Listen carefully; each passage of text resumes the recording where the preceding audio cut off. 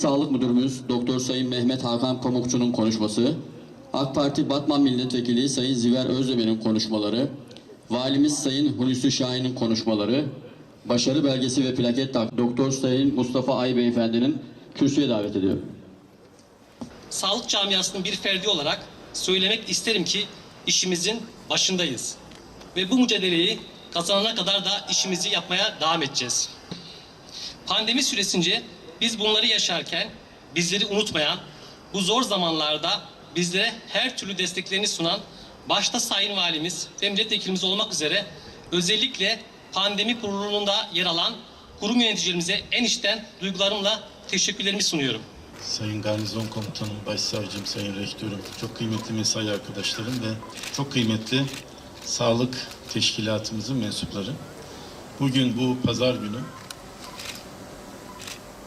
Bölge Devlet Hastanemizin bahçesinde bir hakkı teslim etmek üzere toplanmış bulunuyoruz. Milletimizin her ferdi bu son 7 aylık çok zahmetli, çok yorucu süreçte, pandemi sürecinde kalbinden sağlık teşkilatı mensuplarına teşekkür etmeye devam ediyor. Ama biz bunu taçlandıralım istedik. Birer müşahhas bir belgeyle sağlık çalışanlarımızın anı defterine bir kayıt düşelim istedik. Ve bu 7 aylık süreci inşallah daha fazla uzamaz. İnşallah kısa zamanda aşılar bulunur. Bu pandemi hastalığı, rahatsızlığı tarihe karışır. Bir acı hatıra olarak anılarımızda yerini bulur. Ama bu kayıtlara geçsin istedik. O yüzden burada toplanmış bulunuyoruz. Batman'da 7 aydır, Türkiye'de de tabii 7 aydır gerçekten çok yoğun bir mücadele veriliyor. Çok sinsi ve güçlü bir düşmana karşı bir savaş veriliyor.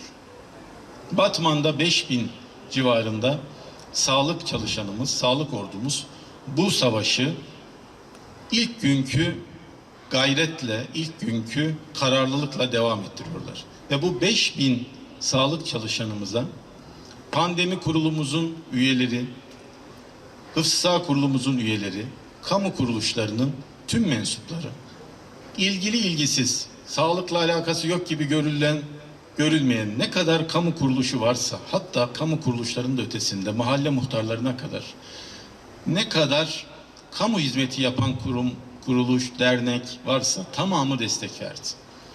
O kadar ki gece sabahlara kadar çalıştığımız oldu.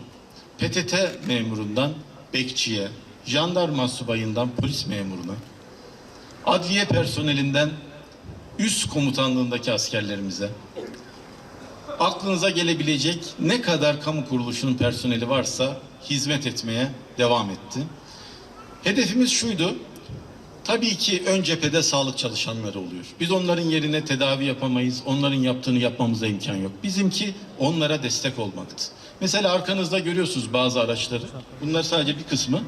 İl Özel İdaresi ve belediyenin imkanlarıyla biz onlarca araç kiraladık ve yüzlerce, 800'ün üzerinde personel görevlendirerek sağlık çalışanlarının tespit etmiş olduğu temaslıları evlerinde kontrol ettik ve etmeye devam ediyoruz. Günde 2 kere arkadaşlarımız evde kontrol yapıyorlar.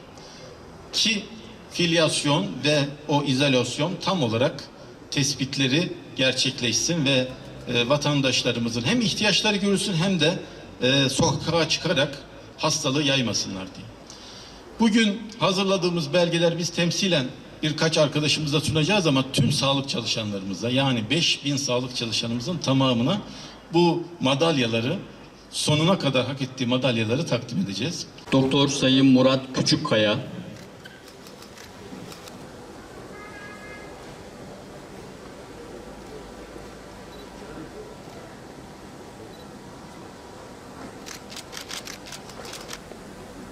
Uzman Doktor Sayın Fethiye Akgül,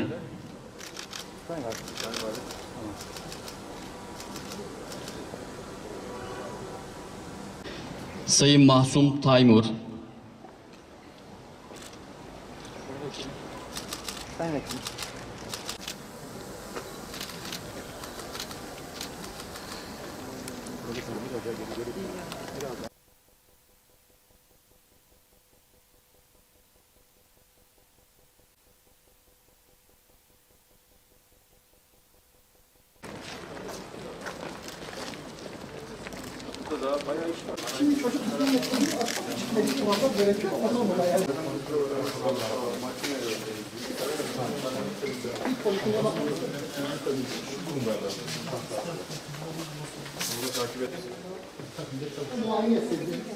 Yanları filan silin. Ya ikişanlı bir giriş olsun değil mi? Bunları ilave edin.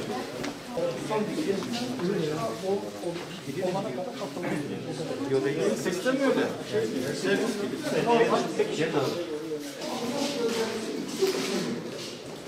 Şimdi burada ameliyat oluyor. Aynı anda kaç ameliyat yapılıyor? Ankara derdik bu. Acilde var.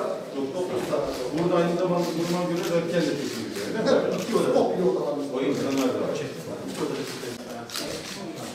Büyük oda. Hasta hastadır. Biraz daha geniş, biraz daha ferah. Tek bir şey. Televizyon biraz daha büyük. Başka ne özellikle var? İki de salon var. Bunlar tabii birer tane alırsanız büyük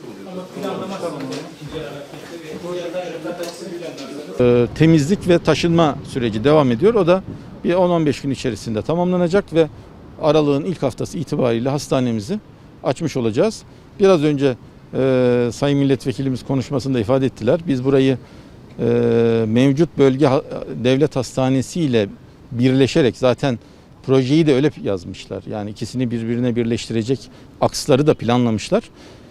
İkisini birleştirerek bir eğitim araştırma hastanesi olacak şekilde bir teklifimiz vardı. Bu teklif de bakanlığımız tarafından olumlu karşılandı. Bu durumda burası artık kadın doğum hastanesi diye tanımlamayacağız. Bölge devlet hastanesi ile birleşerek, bütünleşerek artık Batman Eğitim Araştırma Hastanesi diyeceğiz buraya. Ve hepsinin de açılışı çok kısa süre içerisinde inşallah gerçekleşecek.